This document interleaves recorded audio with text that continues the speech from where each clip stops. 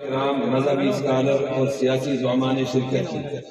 Conference کے اختتام پر شرکاء نے ایک متفقہ قرارداد کی منظوری دی۔ قرارداد کا متن حسب ذیل ہے۔ نمبر 1، کنونشن سینٹر میں منعقدہ تحفظ ناموس رسالت کانفرنس کا یہ عالمی اجتماع اقوام عرب کو یہ پیغام دیتا ہے کہ رحمت کائنات حضرت محمد صلی اللہ علیہ وسلم صرف مسلمانوں کے ہی نہیں بلکہ پوری انسانیت کے نبی ہے، جیسا کہ اللہ رب العالمین نے خود اپنی آخری کتاب قرآن کریم میں دو ٹوک الفاظ میں ارشاد فرمایا،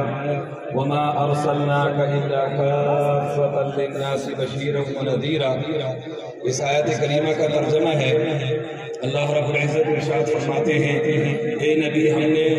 آپ کو سارے ہی انسانوں کے لیے ایسا رسول بنا کر بھیجا جو خوشخبری سنائے اور خبردار بھی کرے۔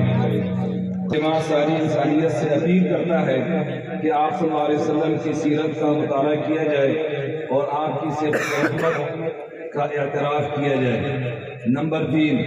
یہ کہ یہ عالمی نمائندہ اجلاس اقوام متحدہ اور دنیا بھر کے تمام آئینی اور قانونی اداروں سے مطالبہ کرتا ہے کہ محسن کائنات حضرت محمد صلی اللہ علیہ وسلم کی عزت کو قانونی تحفظ دیا جائے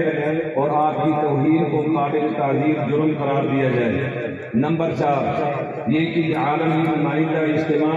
حکومت پاکستان سے خاص طور پر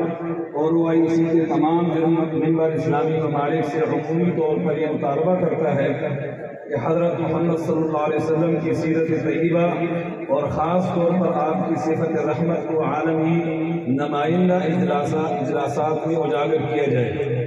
اور یہ کہ نوجوانوں کی تعمیر کے لیے سیرت طیبہ کے دروس اور سیرت طیبہ پر مشتمل کتب کو نصاب میں شامل کیا جائے۔ نمبر 5،